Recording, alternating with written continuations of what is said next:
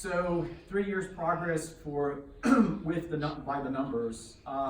Intake, this is comparing 2016, 17, and 18. As you can see, owner surrenders. Owner surrenders in 2016 were about 3,500. In 2017, we were about 2,500. And then in 2018, we're 1,100. Stray intakes were a little over 6,000 in 2016, about 6,000 in 2017, and 4,600 in 2018. And then the other intakes are the wildlife intakes.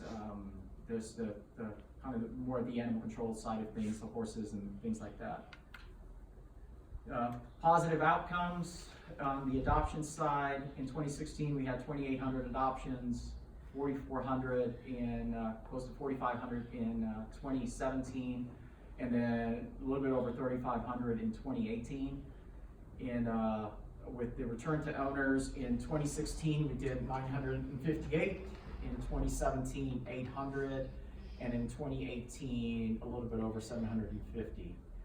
Transfer out to other organizations, we did about 1,163 in 2016, 826 in 2017, 837 in 2018. And then the other positive outcomes are anything that we did release and more like the on the 2016-2017, the data still needs to be scrubbed on those numbers, but on the 121, those are positive outcomes for any wildlife that we have, like rehab, things like that. So positive outcomes in percentages, so these are live outcomes.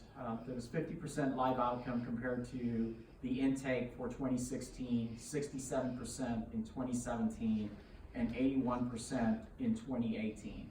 So as you can see, the trend is moving in the right direction, that we definitely want our live outcome percentage to be higher, but we still have a lot of work to do. Euthanasia, animals that died at the shelter, the unhealthy, untreatable is the category we really want to focus on. These are the animals that we really need to be spending a lot of more time, more energy, more resources to. In 2016, there were 4,400 of those animals euthanized. In 2017, 2,300, and in 2018, 1,158. That's a lot of animals still being euthanized, and so we need to work on that. So things that we're trying to put into place, hopefully, will start helping us reduce that 1,100 number. So the goal we kind of pick 2022 because it's going to take us a while to get there, but of course everyone wants to get to no kill. And to get to no kill is going to be very hard because our population just gets a lot more difficult as we start being more progressive on our programs, getting out to the community, doing more adoption programs. But as you can see, the euthanasia rate is dropping, which is the direction we want to go in. Again, this number percentage should be lower. That's the where we want to go to. Ideally, we want to get to the 10% or less. Challenges are we are a public government agency, so there is going to be euthanasia in our day-to-day, but how we get to that lower number is where we have to be creative and very strategic, that we're not putting animals that are putting the community at risk, or whether it's behavior or medical. But we have to be very creative in developing new programs, strategic initiatives that help us reduce that number. So the goal is to get to 10% euthanasia rate and a 90% live release rate by 2022.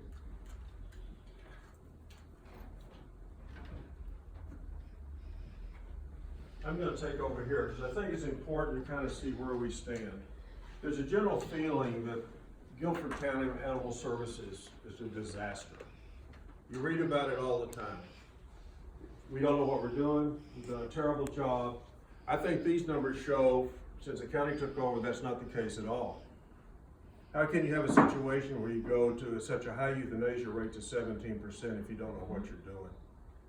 There's a lot of good work that's going on in Guilford County, and the Guilford County Commissioners have stepped up big time along with county staff to try to achieve goals, including investing in a $13 million shelter. And I think it's also informative to look at comparable counties in the state of North Carolina. Because I think before we show these numbers, if you ask, where do you think we stand?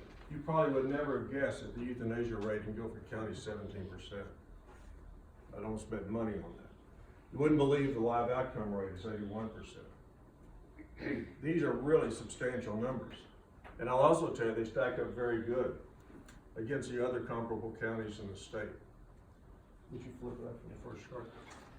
Let's take a look at positive outcomes. State data, higher is better. If you take a look at cats, let's look at cats and dogs, because we've just been talking about combined. And I think when you really start to look, particularly what's happening on the canine side, you're going to be very surprised at how well this county is doing. But a lot of work to do, particularly on cats. If you take a look, we've compared Forsyth, Mecklenburg County, Wake County, Durham County, and Guilford County. Those are the counties that are most comparable in our judgment to us. If you take a look at blue, you can see in the cat side, we're right in the middle. There's a couple of counties doing better, Mecklenburg and Wake, and there's 2 counties doing worse, Durham and Forsyth. But so we sit right in the middle, clearly have work to do in terms of positive outcomes. But if you take a look at canines, we're right at the top in the way of our positive outcomes for canines. Right up there with Wake, which is generally pointed to as a highly progressive county. Would you guess that without seeing the data? This is state data. This isn't data that Guilford County came up with. And then if you see the other counties, you can see the issues over in Forsyth, which I know they made some changes in 2018, so we don't know what their data is going to look like. But if you look at Mecklenburg County, better than Meck, and better than Durham. Those are pretty impressive numbers, I think. Let's take a look at the next chart. This is the negative outcomes that he just talked about. This again is splitting it between dogs and cats, just so you can take a look at that. Blue again, cats. Again, we sit in the middle. You would expect that. We're not where we want to be there. We'll talk a little bit more about that. That's one of the goals that we have this year, is to put another dent in our cat work. And you'll also see that there's been some progress, but still not where we want to be. Take a look at dogs though. Dogs were at 11% in terms of negative outcomes. That's 1% from no kill on canines. And I doubt seriously that anybody in the room thought we were doing that well. Carl, So do it's you mind if I ask you a question? Sure. Do you know which of these other counties are doing breed discrimination or have? Because I know Guilford doesn't anymore. Do you know if any of the others are? Not to my knowledge, but it's only to my knowledge. And Guilford hadn't, by the way, since they took over the shelter. Right.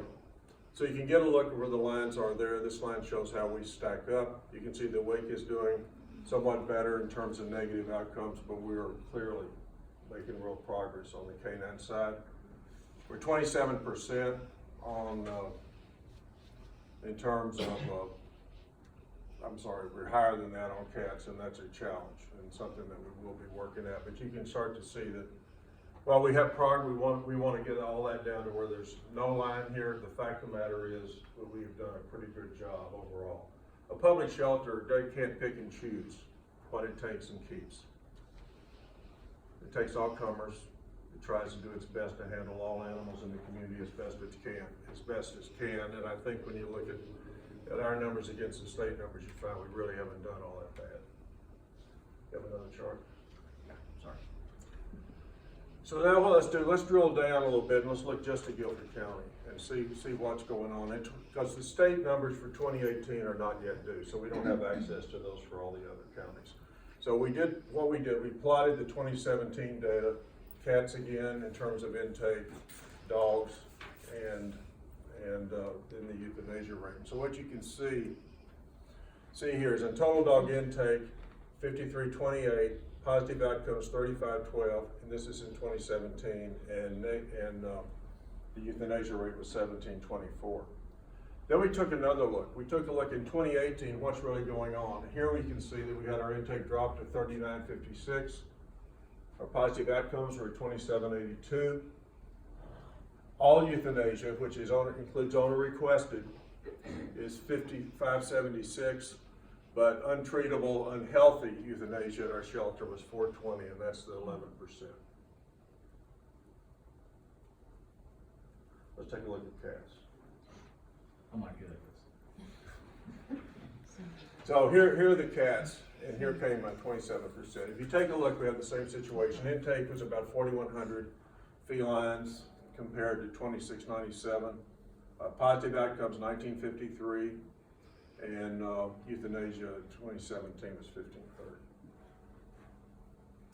If you take a look at what happened in 2018, 2697 on intake. That was due to a policy change of just not trapping to trap, which resulted in more surviving cats, and we deal with all complaints on cats, as we always have. We just simply aren't in the business of trying to take them out of their natural environment unless it would be for TNR. You can see positive outcomes was 1573, which as a percentage is considerably, is better than what it was last year, better adoption rates and so forth. In terms of euthanasia, all euthanasia 780, and UU euthanasia was at 740, and that's about 27%, I think, of that number, which is the number I threw out earlier. Got ahead of myself. This is the area we really, with the hotspot, and I'm going to talk more about this in a second. The hotspot work and going in the community, I think we can get a good handle on the canine side. That this whole issue with felines is something that we really got to make a priority in 2019. Please show the next chart. In terms of shelter population, this is an astounding number. If you take a look at shelter population at the beginning of the year, there were 265 dogs. At the end of the year, there was 167. And if you take a look at cats, there were 111 cats, and we know there's cycles with the breeding cycles of kittens. But 111 at the start of the year and 77 at the end of the year. We all know that the sooner we can move dogs through the process and cats through the process, those that are adoptable, so many of the cats are feral. But to the extent that they're adoptable, they have the best chance of success. The lower this number is, obviously the better off we are, because it means we're able to get the dogs into free-home situations.